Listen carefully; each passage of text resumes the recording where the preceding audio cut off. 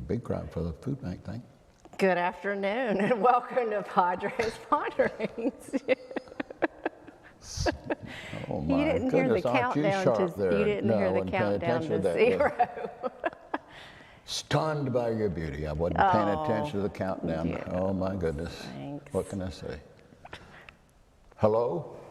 Yep. You with I don't. out of white? No, I don't have Me that. with But I do mask have my as mask well. on. Yes. Camouflage today.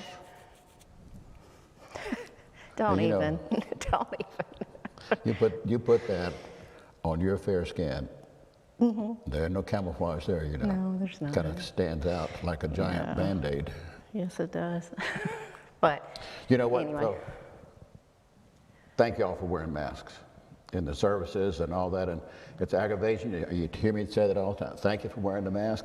And please keep in mind, when you come in with the mask on, you need to keep the mask on. The danger is in the inside, not on the outside when you walk around out there as much anyway. Keep your mask on. Wear your mask. We got to walk through it, friends. We got to walk through it. Here's what it is. We got to walk through it. Yeah. Because I see people are starting to get a little bit casual about that, and they'll let the mask come down or whatever, and that's not helpful. That's not helpful. So keep that in mind when you come in person to services. That's right. Speaking of services, we had Speaking of services, we had some great services this weekend. You taught on attitude of gratitude. an appropriate It's very time. convicting. Appropriate time. Yes. Stewardship. I didn't bring my envelope right here. That's because we've already turned it in. Have you turned That's yours right. in? I will ask my husband. I'll ask my husband. Hold your spouses accountable. You can get that in there. And I know Jason has already turned his in, so no need to ask there. But you know, it's time to get it in. You know, friends, time, talent, and treasure. We can't do this thing by ourselves. We're all in it together. God calls all of us. He's brought you into this family, and we're supposed to move as a family to deal with all the folks out there who are not in the family. And that takes muscle power, and it takes money power. And it takes a mind that is reflected in a heart that cares about other people. Yeah, I want to encourage you to go on. It will literally takes a minute. I actually timed James. It took longer to fill in his first name, last name, email, and phone number than it did to complete the rest of the. That's for the But time it took and talent. literally less than 2 minutes for him to complete the survey and turn it in. That's the time and talent. That's the part. time and talent survey. And that's important too, as we are trying to get back to some semblance of, we keep saying normal. I don't know. I don't know what word to use at this point. No, and I think that's a good point, because we're going to come out of COVID. I told folks, I think, at Cross Point on Sunday, that I thought it was going to be the end of the first quarter, sometime the second quarter, we'll come out of that. But on the back side of it, it's not going to be like it was on the front side of it. It's going to take a long time for people's emotions and attitudes and participation and all that stuff to come around. And the pastoral needs on the back side of this thing are going to be enormous, enormous. So we need people serving. But for example, you were looking for starting to maybe perhaps scheduling lay readers. That's right. Well, we have to have a list of lay readers. So that's where your time and talent comes in. I've got to start using lay readers during the Advent service, during the Christmas services, and I'll do some in the Advent as well, because there's just so many services coming up. And just put, if the time, talent, and treasure, if you can't give treasure, that's okay. But everybody's got some time, and everybody's got talents. Everybody come in, get involved in some kind of way. If you got financial resources, that's great. But I'd rather have you involved in a meaningful kind of way than have you send in a check. That's probably the wrong thing to say in most churches, but I would rather have you involved, and then the rest of it will take care of itself. I just believe that where your heart is, your money's going to follow. But it does not necessarily work that where your money is, your heart's going to follow. So I'd rather have your heart first. You ought to write that down. That was I should good. write that. I'll go back and rewatch this and write it down. Yeah, that was a good pearl there. Yeah. So please, I'll put the link for the time and talent survey. Take that so we can start gathering up the ministry teams, and some of you want to switch what you've been doing. If you've been in the same ministry for 3, 4, 5, 10 years, it might be time to shift a little bit. Oh, it definitely is time to shift. Things Great get goodness. stale after serving in the same area for that That's long, right. and you lose your And there's so many other enthusiasm. opportunities out there. 10 years ago, what we were doing is half to a third of what we're doing now. So there's lots of other places for you to be involved. And you're not the same person you were 10 years ago. And so your desires and your abilities, your passions have changed over time. That said, I'm glad that your mother is still passionate about me. Just crossed my mind. We're coming up on a 50-year anniversary. I'd hate for her passion to have changed somewhere along the line in there. It's only grown. Only grown. It's only grown. Fire that flame up, only stoke grown. the logs on the fire right there. That reminds me too, she got the gas logs adjusted. It was chilly this morning. That feels Tomorrow, Mike Lamb, when I got in the office this morning, and our office area was pretty toasty warm this morning, the hallways were chilly. And she said, it's gonna be a high of like 58 tomorrow. I love it. I like sweater weather. Sweater I weather. really do. Sweater weather. Got my sweaters, all different colors. Yeah, I prefer flip-flops. you know, You don't even own a pair. We tried that one year. I never got into We that. tried to gift flip-flops, and that you didn't even take them out the box. I think those went straight to God's goods. Yeah. So somebody benefited. Somebody benefited, but that was not going to be a benefit to me. So I'm just not a flip-flop guy, you know. You know, something else is happening this week. What, are you going to Margaritaville or something? No. What did the Somebody's flip-flop got a segue birthday. into? Got a birthday. Somebody's got a birthday. Many moons. Hit the big 777. Big 777. But you still have your blonde highlights. What so. can I say? What can I say? You know, God is good. God is good. But yeah, you know, that whole thing about age, that's just one of those things. And you know what, too, I found out, you know, when you're 5, you want to be 6.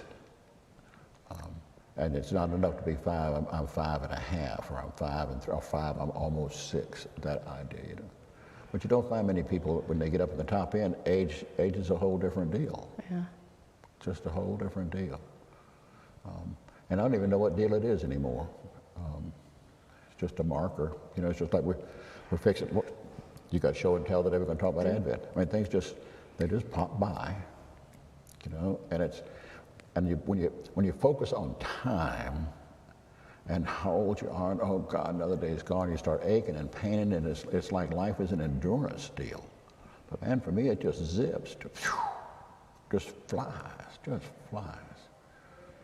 Your mama measures time by the laundry goes out on Tuesday morning, and Trash cans laundry. on Friday morning, and Tuesday midday the yard people come, and she's waiting in ambush for them. She's always got a project for them out there. And Friday she cleans out the refrigerator, and her pickup order from Walmart or something like that comes in there, you know. And then in between times she gets these belt coupons in the mail. They got that figured out. They got it figured out. Give Becky a handful of coupons, and she's on the trail. Been to, Saving money. yeah, saving money. But that, you know, I mentioned that the other day at the call. Something is not right about this phrase. You walk into the store with the coupon, and Becky comes back with some pants purchases. She comes back and she says, I saved more money than I spent today. And yet the bank account goes lower. See, there's some twisted logic in there. When you said that at Cross Point, she was sitting beside me and said, I told him not to share that. See, when you're married to or in the family of someone with a collar, But see, she's precious. Open you know. book. She understands. She understands. but she does save a lot of, I mean, Stewardship is important. Stewardship is So important. how she spends is, right. she really is And conscious she likes of that. belts because they've got the exact kind of, let me see, what did she say it was? Well, she's petite, so that matters. 8 petite No, short. you don't share people's sizes. Well, she said she was proud of it, Okay, well, of the 8, yeah. I tried. I tried. She said y'all were the same size except that you were not a short. I'm quite a bit taller than her. That's what she's an 8 petite short, so you would be what, an 8 petite tall? No, I'm not tall. I mean, I'm not in the tall, I'm right there Lengthy? at regular. At regular. I haven't bumped up to tall. Tall is too tall, too long. So I think I'm a 38 petite. Something like that. And this is going downhill fast. Yeah, let's go to show and tell. We're about to get into weights. That is not happening today on Padre's Ponderings. All right, so What do we tell us have what this is. today? Tell us what this is. Because everybody doesn't come to this campus, and it's different on the historic campus. Yeah, It's on the hanging. historic campus is brass. But this is the Paschal candle, and we use that for Easter season. We use it in funerals. We use it at baptisms. And it's the light of Christ. And good news that comes from him, but above all, it's about new life that comes with him. And on the front, you can see the cross with the nails on it, and that symbol of life. You have to die to begin to live. You have to die to yourself to live for the Lord, to live for others. And death is a doorway to eternal life and all the rest of that. And on the other campus, this is a traditional thing. We don't have it at the Crosspoint services over there, but on the other campus, it's made out of brass. It's real pretty. And then on the other campus, seeing as how not this Sunday, but next Sunday starts Advent, the first Sunday of Advent. On the historic campus, you'll see the Advent wreath hanging on the right-hand side, and with the candles that are there, three purple candles and 1 pink candle, and then the Christ candle in the middle of that. So we didn't have a Paschal candle over here, and so Hank Carroll made this for us out of walnut, so that it matches the design on the pulpit and the lectern and the altar that he made for us, and the baptismal font as well. And so I contacted him to see if he could come up with an Advent wreath for us. And he came and met with Rebecca and I, just sketched out on a little pad what he thought would work. Amazing. The skill in him. So show him is what he came up with, amazing. Rebecca. All right, can I give you this? Because it's got oil in it, we don't want to spill. All righty. So he had just a little steno notebook, a pen, and he sketches out, here's what we're going to do. So it fits on top of the Paschal candle, like so, but check this out. Underneath, and he did all of this without measuring, which is amazing. It has little levers that keep it in place. Look at that. And when we put it on top, it latches to keep it secure, because you wouldn't want this to topple over if somebody bumped into it. And then we have the candles, and the candles over here are different than the Advent wreath at Crosspoint and the Advent wreath at Historic, because you said those were purple and pink. Those are purple, and these are blue. These are blue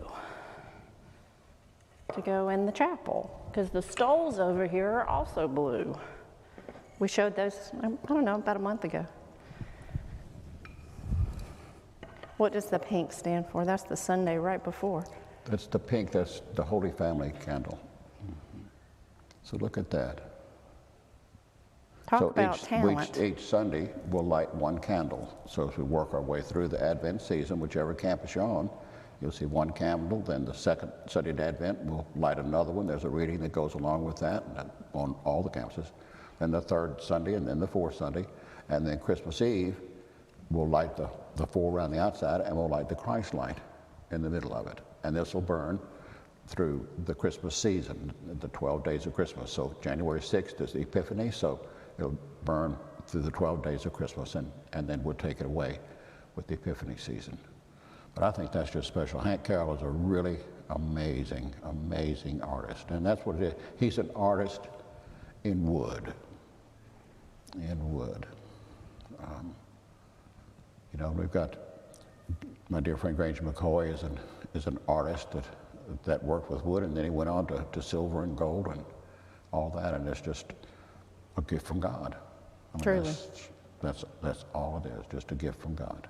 And we've got some great folks in the parish who are artists with oil or watercolors, things like that, and all different ways of glorifying the Lord. And see, that's what it's about. And this is a physical symbol of spiritual truths as we walk through the Advent. And you know, spiritual things are things that are hard to see unless we make them visible in our lives or in the things in worship. So everything in here that you see is a translation from that which you cannot see into something that you can see, so that what you can see reminds you of what you cannot see. Because we're into this out of sight, out of mind. So that's why you have different symbols around. Like the symbols all around in here of the stations of the cross, visible symbols of something that can be easily out of mind, which have carried tremendous spiritual weight for us and help form and shape the foundation of our faith. I love it. Beautiful. And those are oil candles, right? They're empty right now, so we'll put this one back in we'll so you don't have Rosalie to and Bill hold it. and all, they'll be filling them up, and that'll be wonderful. Really pretty. Hard to believe it's already time for Advent. Doesn't it seem like we were just planning for Easter services? Advent, and stuck in between now and Advent is Thanksgiving. And Yes. important. All about Thanksgiving and family and Yep. Like I told the folks here at Cross Point this week, I'm going to be back on this campus.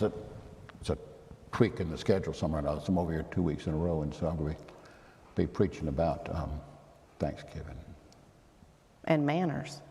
Manners. It's just good manners. Yep. Just good manners. Talk about my first classroom.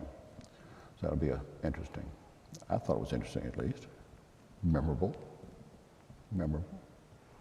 And when we talk about that, you know, that's important, because this is the Sunday folks turn in time and talent, and it's just good manners to say thank you. And that's what it is. You know, God gives us everything we have, and he just says, how about say thank you? Just thank me. I gave you life. Thank me with some of your time. I gave you your talents. Thank me by using some of your talents. I gave you all your resources. Thank me by giving me back a portion of it. I'll give it to you first, then you give me back a portion of what I've already given to you. If I didn't give it to you, don't give it to me. Don't give it back. Don't say you don't say thank you for the gift you didn't get. You're saying thank you for the gift you did get. That's the right thing to do. So the thing that's different, if you have been at the church prior to this year, typically people would bring their envelope and they would bring a booklet that checked off all the ways they wanted to serve and place it on the altar after communion. So this year we're doing that a little bit differently. Because we can't come forward and throw it on the altar. Right. Of the social distancing. So we'll gets do all that balled up for that you. way. So, but send it in, and then we'll put it on the altar for you. That's the thing. It'll still be prayed over. All of your stewardship cards will be on a basket on the altar, will be prayed over, and the same thing with we'll print off the areas in which you want to serve. Right. So all of that will still happen, just a little different. Yeah, the method will be different. And I'm getting good feedback on how we're doing communion in person. That's working well. I love having the prayer of Thanksgiving back at the end, the blessing at the end, the final closing of the song. And when we start Advent, one of the things that's important is we move into the Christmas season, attendance in the past just keeps easing on up. So I've already worked out all the services for Advent, Christmas, all the music, all the prayers, everything that's being sent out to the leadership today, and the services on the historic campus, 528, 8, and 10, and the chapel services will all be identical this year. So if you're out of space... Throughout Advent? Throughout Advent, yep, throughout Advent, and with Christmas as well. So that if we're out of space in one place, you can go to another one, and it's going to be the same music and all the rest of it. We wear investments in the Grace Time service over there, so it'll be alike, and you'll be comfortable wherever you go. It's just going to be difficult working with the crowds. I mean, it's just, and I hope we will have crowds. And we said, I want to make sure we didn't make a mistake. And last week, we had Phyllis Spearman wrote in more notes. You could have 20 people, family people, all sitting together without the row in between. We need to have the row in between. We can, Right. You can put your No, family you still members. have to, we're not going to untape. Yeah, you have So to you'll keep be in the row. same section. Yeah. But it might not be like, Yeah, you got to keep the row in between, and I want to make sure I didn't lead somebody, give people a misunderstanding on that. that's helpful if you have little children too, though. A little extra space between the cousins is always helpful. At least in our family it was. You strategically placed adults between certain personalities. Yep. So, I was strategically placed between my mother and daddy when I was small, away from my sisters on the other end. didn't she used to pinch you? My daddy did. Oh, I would sit on his left. He always sat on the end. We always sat on that side. So he would sit on the end, so his right hand's on the end of the pew like that. I'm here and Mama's there. And then he would just put his arm around my shoulder, you know, and oh, how So he loves his sweet. boy and all that kind of. And he'd be taking that little finger and run those two fingers right on my collarbone. He'd just kind of ease the crap down on it, you know. It'd stiffen you right up. If you were squirming. Yep, stiffen you right up. Whoa, whoa. He was teaching you discipline from Endurance. a very young age. Endurance. Yes. Endurance. I remember well being in Church of the Holy Communion in Charleston. That was a high church, right? Incense flying around, candles everywhere. They're speaking in Old English, chanting parts of the services. And I don't even know what I was thinking about, but it wasn't that. I was in a foreign world. Foreign world. How old were you then? Foreign language, 3rd grade, 4th grade. You know, what in the world is going on here? And everybody, you know, you had to have on pants and a sport coat. All the men wore ties. I had to wear a tie. No pants on the women, anything like that, you know. Did the women have to cover their head? If you didn't have a hat on, they had a table in the back with doilies on them and pins. Put that right up there. I think you got to take them home, but I'm not sure about that. But you had to have your head covered. Yep. Long going far away. Some churches still like that, though, you know. Mm-hmm. They're still like that. I can't. Oh well, that's another story. That's Can't go down that trail today. That's another story. It's a rocky road, a rocky road. All right. So what else would you like to share today? Well, Food bank's rolling. oh my goodness. Yes. Thank you. What do you got This there? was huge. I saw Rod Musselman yesterday afternoon as he was dropping off something, and he was just taken aback. And he said this week we had 594 bags donated. Colleton River, kudos to you guys. They brought over almost 250 bags from Colleton River, loaded up 2 trucks and I think a van. Amazing. Thank you so much. It would be, who would be Joanne and Kim and Wilhite, Frank I know, Bird, is Kim part of that. Wilhite, Anna and Steve Fuller. We have quite a There's few a people number of in there. folks in there doing that. Thank you all for that. 594 bags total. That's amazing, which means that we were able to feed 203 families, which is higher than the number last week. And I tell you, friends, the fact that number coming on Tuesday morning is just gradually trending upward, that's telling you that everything is not well in the community. It might be well in your bubble where you're living, in your home or your neighborhood or your little community or something like that. But in the great scheme of things, a lot of people are suffering. They just are. Think about how tough that would be now. You're a mom or a daddy, and obviously you're out of work because you're right there on Monday between 1 and 3 and you're coming, but it's important to you to get there to get 2 bags of groceries. It's important to your family to get there to get 2 bags of groceries. Wow, we are so blessed. Lots to be thankful for. Very much. But again, I echo what Rebecca said about thank you all for supporting that. Thank you for caring about other people. And thank you too, there's a bunch of shoe boxes. When is that? Shoe boxes you can drop off today between 9 and 4. You can drop off tomorrow between 9 and 4. Tomorrow's the last day because we'll be taking them to the drop-off location for our area. They're lined up in the front of the windows of the chapel, so you just pull up, knock on the door. Regina's sitting right there, so she'll let you in, grab your box. We have quite a few out there. Wonderful. And the school's collecting too, right? School is also collecting, and they're doing a big parade, and I'll try to get some pictures of it, a big parade to load them onto the buses. Woohoo. So really fun. I reckon the teachers might put a bad child on there with a shoebox and Drive off. I don't think so. load We them on don't the do that bus. across No, schools. no bad children over there. No, No. Foolish thought. All right, needs this week for the food bank, and you'll see it in the loop slide later on this week. We need soup, jelly, cereal, applesauce, and any kind of food items that are related to Thanksgiving. Yams, candy yams, mashed potatoes, boxes of mashed potatoes. No beets. No beets. And no rutabagas. Cranberry sauce. Beets, Even the jelly kind. I actually like that. The slice. beets and rutabagas are not my favorite, still aren't. But that's another story too. So. Yeah. Turkey's good. Yeah. Ham's good. So make sure that you're gathering up those items, and just think about it. If each person,